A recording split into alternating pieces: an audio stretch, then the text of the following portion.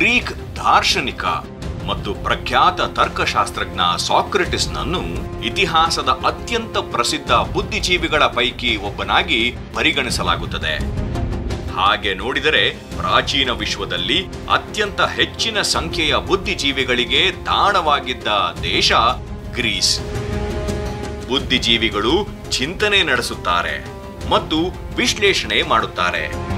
ಮಾನವ ಸಮಾಜದ ನಡವಳಿಕೆಯನ್ನು ವಿಚಕ್ಷಣಾ ದೃಷ್ಟಿಯಿಂದ ನೋಡಿ ಸಮಾಜ ಸ್ವಸ್ಥವಾಗಿರಲು ಅಗತ್ಯವಿರುವ ಸಲಹೆಗಳನ್ನು ನೀಡುತ್ತಾರೆ. ಸಮಾಜದಲ್ಲಿ ಭೌತಿಕ ಸಮತೋಲನವನ್ನು ಕಾಪಾಡಲು ತಮ್ಮ ವಿಚಾರಗಳೊಂದಿಗೆ ಶ್ರಮಿಸುತ್ತಾರೆ. ಇವತ್ತು ಪಾಶ್ಚಿಮಾತ್ಯ ದೇಶಗಳ ಕಾನೂನು ವ್ಯವಸ್ಥೆಯೇ ಆಗಿರಬಹುದು, ಪ್ರಜಾಪ್ರಭುತ್ವವೇ ಆಗಿರಬಹುದು, ಮೌಲ್ಯಗಳೇ ಆಗಿರಬಹುದು, ಇದೆಲ್ಲವೂ ರೂಪುಗೊಂಡಿದ್ದು ಆ ದೇಶಗಳ ಮೇಲೆ ಪ್ರಭಾವ ಬೀರಿದ ಅನೇಕ ಬುದ್ಧಿಜೀವಿಗಳ ಕಾರಣದಿಂದಾಗಿ. ಸಮಾಜದಲ್ಲಿ ಕೆಲವರು ಶ್ರಮಜೀವಿಗಳಾಗಿದ್ದರೆ ಇನ್ನು ಕೆಲವರು ಭಾವಜೀವಿಗಳು ಮತ್ತು ಕೆಲವೇ ಮಂದಿ ಬುದ್ಧಿಜೀವಿಗಳು. ಮಾನವ ವಿಕಾಸವನ್ನು ಗಮನಿಸಿದರೂ ಮಾನವ ಪ್ರಾಣಿ ಇಷ್ಟೊಂದು ಮಾರ್ಪಾಡನ್ನು ಹೊಂದಿ ಈ ಹಂತ ತಲುಪಿ ಈ ರೀತಿಯಲ್ಲಿ ಜೀವಿಸುತ್ತಿರುವುದು ಬುದ್ಧಿಯ ಬೆಳವಣಿಗೆಯ ಕಾರಣದಿಂದಲೇ ವಿನಃ ಬೇರೆ ಯಾವುದೇ ಕಾರಣಗಳಿಂದ ಅಲ್ಲ. ಮಾನವನ ಕಾನೂನುಗಳಾಗಿರಬಹುದು, ಸಮಾಜವಾಗಿರಬಹುದು, ರೀತಿ ರಿವಾಜುಗಳಾಗಿರಬಹುದು, ರಾಜಕೀಯ ವ್ಯವಸ್ಥೆಗಳಾಗಿರಬಹುದು, ಮತ್ತೆಲ್ಲ ಆಯಾಮಗಳು ಕೂಡ ಬುದ್ಧಿಯ ಮೇಲೆ ಅವಲಂಬಿತವಾಗಿವೆ. ಮನುಕುಲದ ಬುದ್ಧಿ ಮಟ್ಟ ಒಬ್ಬ ಸಾಧಾರಣ ವ್ಯಕ್ತಿಯ ಬುದ್ಧಿಗಿಂತಲೂ ಮಿಗಿಲಾಗಿದೆ.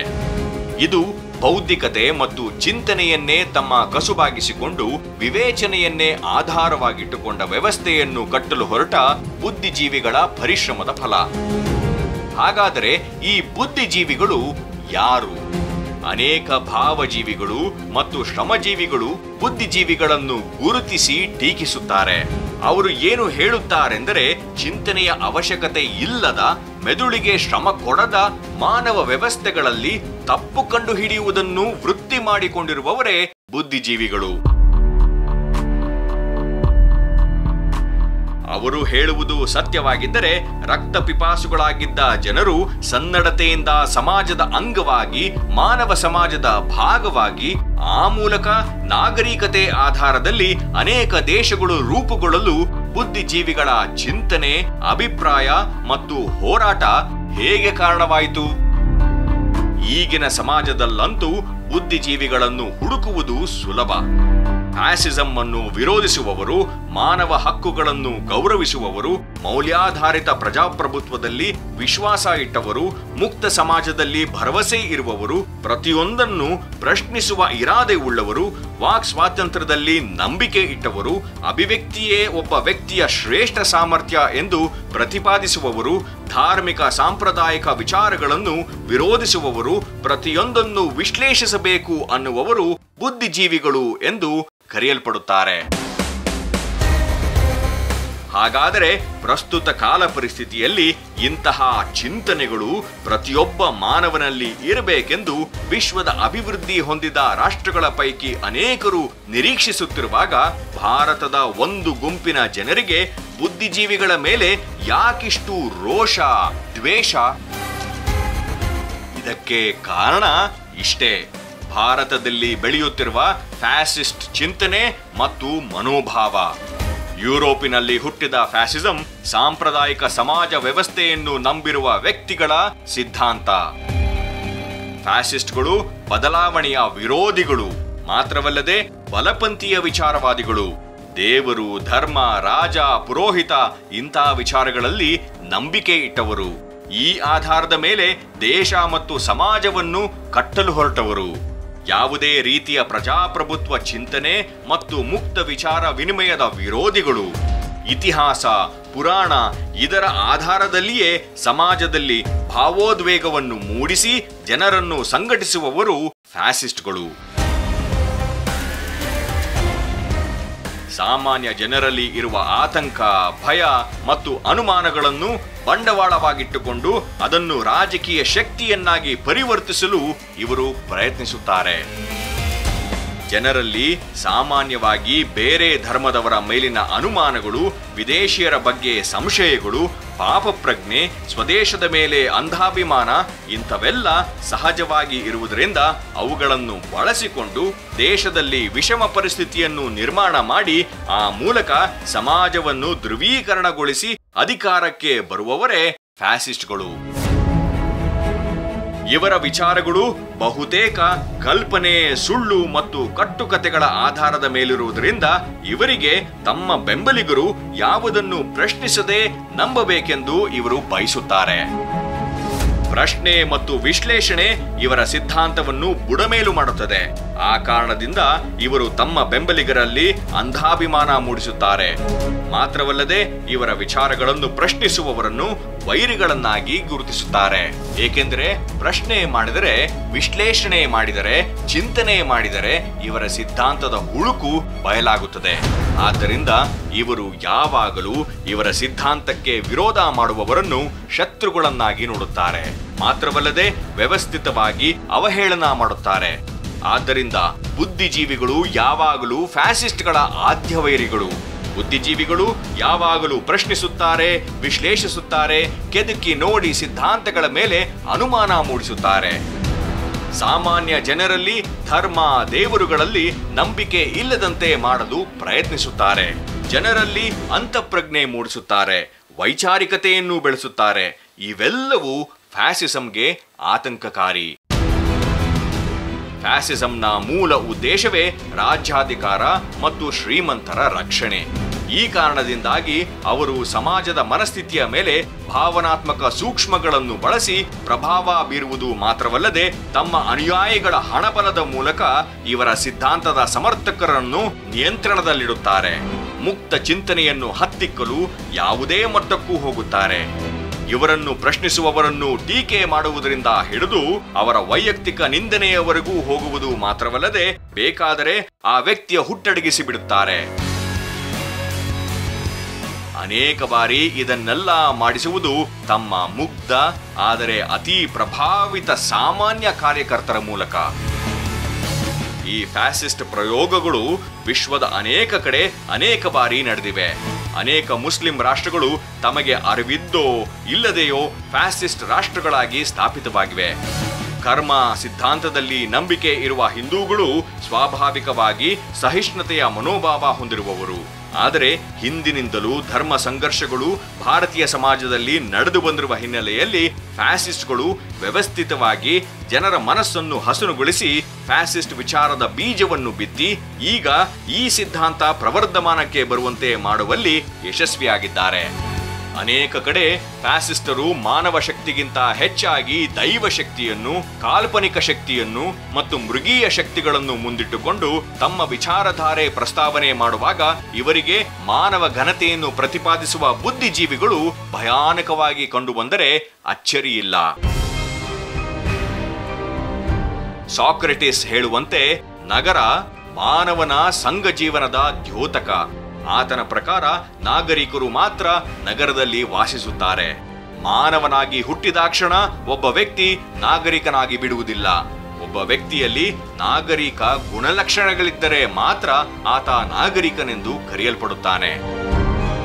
ನಾಗರಿಕ ವ್ಯವಸ್ಥೆಗೆ ತನ್ನದೇ ಆದ ಮೌಲ್ಯಗಳಿವೆ ಮತ್ತು ನಾಗರಿಕನಿಗೆ ವಿಶೇಷ ಹಕ್ಕುಗಳು ಇರುತ್ತವೆ.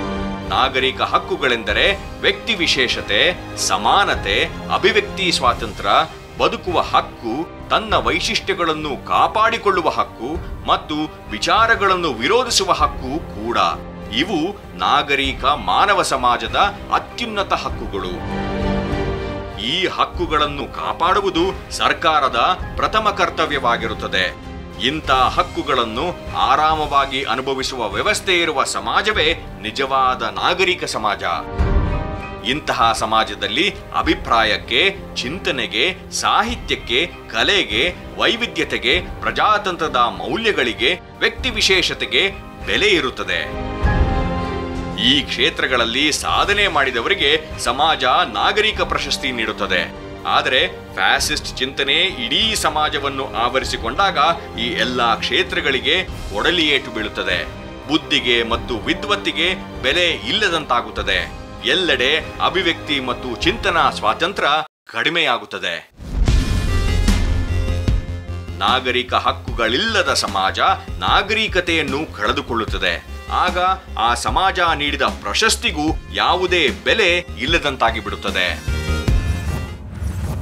ಯಾವ ವಿಷಕಾರಿ ವಾತಾವರಣದ ಹಿನ್ನೆಲೆಯೊಳಗೆ ಕಲಬುರಗಿ ಅಂತ ವಿಚಾರವಾದಿಗಳು ಕೊಲೆ ಆಯಿತು, ಆ ವಿಷಕಾರಿ ವಾತಾವರಣದ ಬಗ್ಗೆ ಸಿಟ್ಟು, ಆಕ್ರೋಶ, ನೋವು ಇದನ್ನು ವ್ಯಕ್ತ ಮಾಡಲಿಕ್ಕೆ ಒಬ್ಬ ಬರಹಗಾರನಾಗಿ ನನ್ನ ಹತ್ರ ಇದ್ದಂಥ ಒಂದೇ ಒಂದು ಅವಕಾಶ ನನಗೆ ಸಾಹಿತ್ಯಕ್ಕಾಗಿ ಬಂದಂಥ ಈ ಪಂಪ ಪ್ರಶಸ್ತಿ ಇದೆಯಲ್ಲ, ಇದನ್ನು ವಾಪಸ್ ಮಾಡೋಣ ಅಂತ ನಾನೇ ನಿರ್ಧಾರ ಮಾಡಿಕೊಂಡು ಸರ್ಕಾರಕ್ಕೆ ನಾನು ವಾಪಸ್ ಕೊಟ್ಟೆ. ಒಬ್ಬ ಬೌದ್ಧಿಕ ಜಗತ್ತಿನ ಶ್ರೇಷ್ಠ ವ್ಯಕ್ತಿಯನ್ನು ಯಾವುದೋ ದುಷ್ಟಶಕ್ತಿಗಳು ಕೊಂದಿರುವಂತಹ ಹಿನ್ನೆಲೆಯಲ್ಲಿ ಈ ವಿದ್ವತ್ ಲೋಕ ಇದೆಯಲ್ಲ, ತನ್ನ ಭಾವನಾತ್ಮಕ ಪ್ರತಿಕ್ರಿಯೆಯನ್ನು ವ್ಯಕ್ತ ಮಾಡ್ತಾಯಿದೆ. ಯಾವ ರೀತಿಯಲ್ಲಿ ತಮಗೆ ಬಂದಂತಹ ಪ್ರಶಸ್ತಿಗಳನ್ನು ಸರ್ಕಾರಕ್ಕೆ ಹಿಂದಿರುಗಿಸುವ ಮೂಲಕ. ಇದು ಒಂದು ಒಳ್ಳೆಯ ನಡೆನೇ, ಕೆಟ್ಟದ್ದೇನಲ್ಲ. ಇದ್ರ ಮೂಲಕ ನಾನು ಅಂದ್ಕೊಳ್ತಾ ಇದ್ದೀನಿ ಸರ್ಕಾರದ ಮೇಲೆ ಒತ್ತಡ ತರೋದು. ದೇಶದಲ್ಲಿ ಒಂದು ಅಸಹನೀಯ ವಾತಾವರಣ ನಿರ್ಮಾಣ ಆಗಿದೆ ಅಂಥೇಳಿ ಎಲ್ಲ ಲೇಖಕರಿಗೆ ಅನಿಸೋದಕ್ಕೆ ಆರಂಭ ಆಗಿದೆ. ದಾದ್ರಿ ಘಟನೆ, ಕಲಬುರ್ಗಿಯವರ ಹತ್ಯೆ, ಈ ಹಿಂದೆ ದಾಬೋಲ್ಕರ್ ಮಹಾರಾಷ್ಟ್ರದ ಹತ್ಯೆ, ಪಾನ್ಸರೆ ಅವರ ಹತ್ಯೆ, ಇವೆಲ್ಲವನ್ನು ನೇರವಾಗಿ ಯಾರಿಂದ ಹತ್ಯೆ ಆಯಿತು, ಹತ್ಯೆಯಾದವ್ರನ್ನ ಬಂಧಿಸೋದಕ್ಕೆ ಸಾಧ್ಯ ಆಯಿತಾ, ಬಂಧನ ಮಾಡಿದ್ದಾರಾ ಅನ್ನುವ ಪ್ರಶ್ನೆ ಇದ್ದರೆ ಈ ತೊಂದರೆ ಆಗ್ತಿರಲಿಲ್ಲ. ಆದರೆ ಏನಾಗಿದೆ, ನಾವು ಯಾರ ವಿರುದ್ಧ ಹೋರಾಟ ಮಾಡಬೇಕು ಅಂತ ಅನ್ನೋದೇ ಕೇಂದ್ರ ನಮ್ಮ ಅನೇಕ ಲೇಖಕರಿಗೆ ಕಾಣದೇ ಆಗಿರೋದು. ನಾಗರಿಕ ಹಕ್ಕುಗಳನ್ನು ಗೌರವಿಸದ, ರಕ್ಷಿಸದ ನಾಗರಿಕ ಸಮಾಜದಲ್ಲಿ ನಾಗರಿಕ ಪ್ರಶಸ್ತಿಗಳೇ ಅರ್ಥಹೀನವಾಗುತ್ತವೆ. ಅಂತಹ ಅರ್ಥವಿಲ್ಲದ, ಮೌಲ್ಯವಿಲ್ಲದ, ಸತ್ವವಿಲ್ಲದ ಅಪ್ರಸ್ತುತ ಪ್ರಶಸ್ತಿಗಳನ್ನು ಇಟ್ಟುಕೊಳ್ಳುವುದಕ್ಕಿಂತ ವಾಪಸ್ ಕೊಟ್ಟು ಬಿಡುವುದೇ ವಾಸಿ. ಕರ್ನಾಟಕದ ಅಪ್ರತಿಮ ಬುದ್ಧಿಜೀವಿಗಳಲ್ಲಿ ಒಬ್ಬರಾಗಿದ್ದ ಡಾಕ್ಟರ್ ಕೆ ಶಿವರಾಮ ಕಾರಂತರು ತುರ್ತು ಪರಿಸ್ಥಿತಿ ಹೇರಿಕೆ ವಿರೋಧಿಸಿ ತಮಗೆ ನೀಡಿದ್ದ ಪದ್ಮ ಪ್ರಶಸ್ತಿಯನ್ನು ಕೇಂದ್ರ ಸರ್ಕಾರಕ್ಕೆ ಹಿಂದಿರುಗಿಸಿದ್ದರು. ಅದೇ ರೀತಿ ಪಂಜಾಬಿನಲ್ಲಿ ನಡೆದ ಆಪರೇಷನ್ ಬ್ಲೂ ಸ್ಟಾರ್ ಕಾರ್ಯಾಚರಣೆ ವಿರೋಧಿಸಿ ಖುಷ್ವಂತ್ ಸಿಂಗ್ ಕೂಡ ತಮ್ಮ ಪ್ರಶಸ್ತಿ ಹಿಂದಿರುಗಿಸಿ ಈ ಪರಂಪರೆಯನ್ನು ಆರಂಭಿಸಿದ್ದರು. ವಾದ ವಿವಾದಗಳಲ್ಲಿ ಮುಕ್ತಾಯವಾಗಬೇಕಾಗಿದ್ದಂಥ ಸಂಗತಿಗಳಿಗೆ ಈಗ ಹಿಂಸೆ ಪ್ರವೇಶ ಮಾಡಿದ್ದು ಬಹಳ ದಿಗ್ಭ್ರಮೆಯನ್ನು ಉಂಟು ಮಾಡ್ತಾ ಇದೆ. ಆಗಬಾರ್ದು. ಯಾವುದೇ ಇದ್ದರೂ ಕೂಡ ಪ್ರತಿಯೊಬ್ಬ ಲೇಖಕನಿಗೂ ತನ್ನ ಅಭಿವ್ಯಕ್ತಿ ಸ್ವಾತಂತ್ರ್ಯ ಇದೆ, ಹಿಂತಿರುಗಿಸುವ ಹಕ್ಕಿದೆ. ನಮ್ಮ ಘನ ಸರ್ಕಾರ, ಕೇಂದ್ರ ಸರ್ಕಾರದ ಇತ್ತೀಚಿನ ಸಚಿವರ ಹೇಳಿಕೆಗಳು ಸದಭಿರುಚಿಯಿಂದ ಕೂಡಿಲ್ಲ.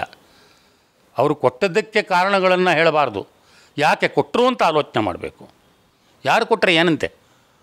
ಒಬ್ಬ ಲೇಖಕನ ಕಗ್ಗೊಲೆಯಾಗಿ 3 ತಿಂಗಳು ಕಳೆದರೂ ಕೊಲೆಗಾರ ಪತ್ತೆ ಆಗೋದಿಲ್ಲ ಅಂತಾದರೆ ಈ ದೇಶದಲ್ಲಿ ಪೊಲೀಸ್ ವ್ಯವಸ್ಥೆಯಾಗಲಿ, ಕೊಲೆಗಾರರನ್ನು ಹಿಡಿಯುವ ವ್ಯವಸ್ಥೆಯಾಗಲಿ ಎಷ್ಟರ ಮಟ್ಟಿಗೆ ಸಮಂಜಸವಾಗಿದೆ? ಇದರಿಂದ ಏನು ಪ್ರಯೋಜನ ಅಂತ ಭಾಳ ಜನ ಕೇಳ್ತಾರೆ. ಏನು ಪ್ರಯೋಜನ ಅನ್ನೋದನ್ನು ನಾವು ನೋಡ್ತಾ ಇದ್ದೇವೆ. ಈಗ ಇಡೀ ಇಂಡಿಯಾ ದೇಶದೊಳಗೆ ದೊಡ್ಡ ದೊಡ್ಡ ಲೇಖಕರು, ಸಣ್ಣ ಸಣ್ಣ ಲೇಖಕರು ಈ ಅಸ್ತ್ರವನ್ನು ಪ್ರಯೋಗ ಮಾಡಿ ವಾತಾವರಣದೊಳಗೆ ಒಂದು ಸಂಚಲನವನ್ನು ಮೂಡಿಸ್ಯಾರ. ಏನು, ಯಾಕೆ ನಮ್ಮ ಪರಿಸ್ಥಿತಿ ಹಿಂಗಾಯಿತು, ನಮ್ಮ ಸರ್ಕಾರ, ನಮ್ಮ ಪ್ರಭುತ್ವ ಏನು ಮಾಡಬೇಕು, ಅದರ ಮೇಲೆ ಯಾವ ರೀತಿಯ ಒತ್ತಡವನ್ನು ತರಬೇಕು ಅನ್ನೋ ರೀತಿಯೊಳಗೆ ಒಂದು ಹೊಸ ರೀತಿಯ ಬೆಳವಣಿಗೆ ಆಗ್ತದಲ್ಲ, ಅದೇ ದೊಡ್ಡ ಪ್ರಯೋಜನ. ಇಲ್ಲ ರಾಜ್ಯ ಸರ್ಕಾರದ ವಿರುದ್ಧಂತೂ ಅಲ್ಲ, ಕೇಂದ್ರ ಸರ್ಕಾರದ ವಿರುದ್ಧನೂ ಅಲ್ಲ, ಇಡೀ ವ್ಯವಸ್ಥೆ ಐತಲ್ಲ ಪ್ರಭುತ್ವ, ಅದಕ್ಕೆ ನೇರವಾಗಿ ಸಿದ್ದರಾಮಯ್ಯ ಅವರು ಕಾರಣ ಅಲ್ಲ, ನೇರವಾಗಿ ನರೇಂದ್ರ ಮೋದಿಯವರು ಕಾರಣ ಅಲ್ಲ.